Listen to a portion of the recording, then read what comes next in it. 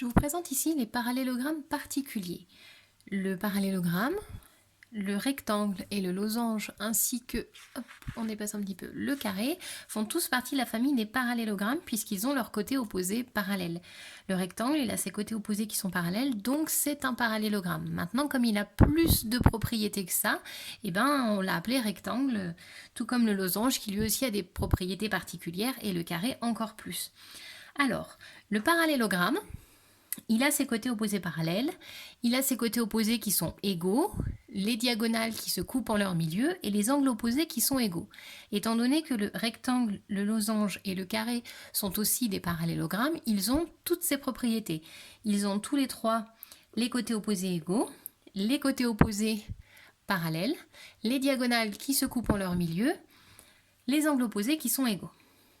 Si je pars du parallélogramme, et que, en plus de toutes ces propriétés, je rajoute le fait que les côtés consécutifs sont perpendiculaires.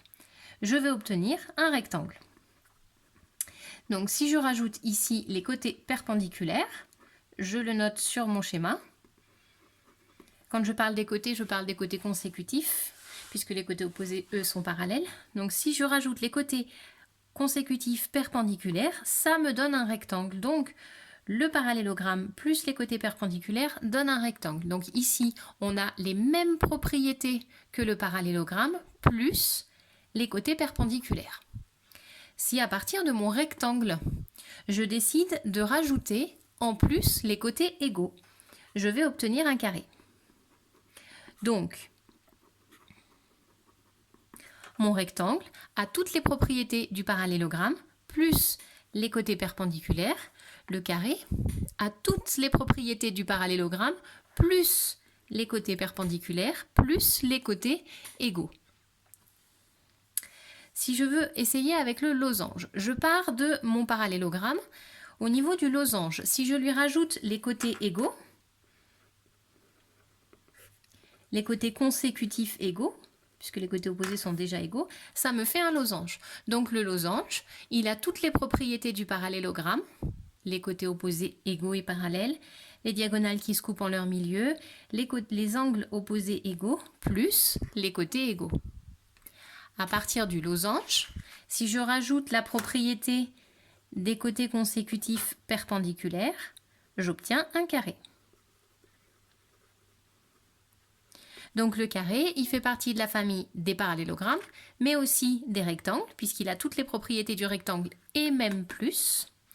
Le carré fait aussi partie de la famille des losanges, puisqu'il a toutes les propriétés du losange et même plus. Donc le carré fait partie de toutes les familles. Si maintenant je m'intéresse aux diagonales, à partir d'un parallélogramme, les diagonales sont donc se coupent en leur milieu, le rectangle également, puisqu'il fait partie des parallélogrammes. Par contre, le rectangle, il a quelque chose en plus. Sur ces diagonales, il a les diagonales qui sont égales. Donc si je rajoute la propriété des diagonales égales, je vais obtenir un rectangle. Donc le parallélogramme qui a ces diagonales qui se coupent en leur milieu, si en plus de ça, ces diagonales sont égales, ça nous fait un rectangle. Si à partir de mes diagonales qui se coupent en leur milieu, je les mets perpendiculaires,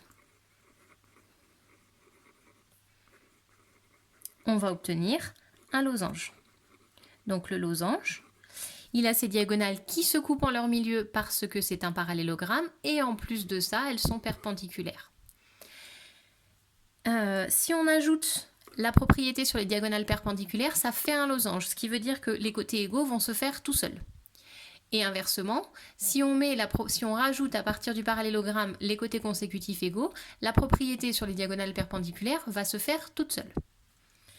Si je reviens à mon rectangle qui a donc les diagonales qui se coupent en leur milieu parce que c'est un parallélogramme, en plus de ça, il a ses diagonales égales. Si je lui rajoute la propriété d'avoir des diagonales perpendiculaires, ça va me donner un carré.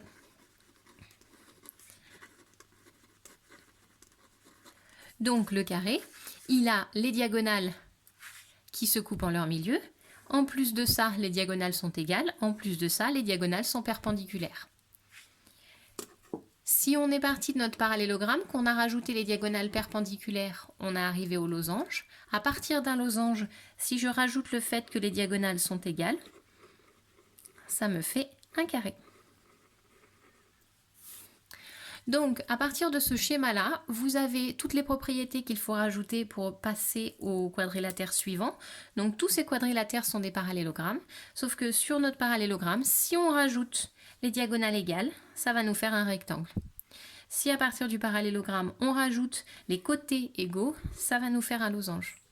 Et ensuite, ces flèches-là indiquent que là, on ne part pas d'un parallélogramme, mais on part d'un rectangle. Si à partir du rectangle, on rajoute les côtés égaux ou bien les diagonales perpendiculaires, ça nous fait un carré.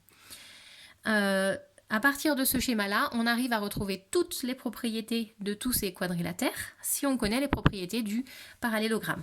Donc, il faut connaître ce schéma-là qui va nous permettre de reconnaître les caractéristiques des parallélogrammes particuliers.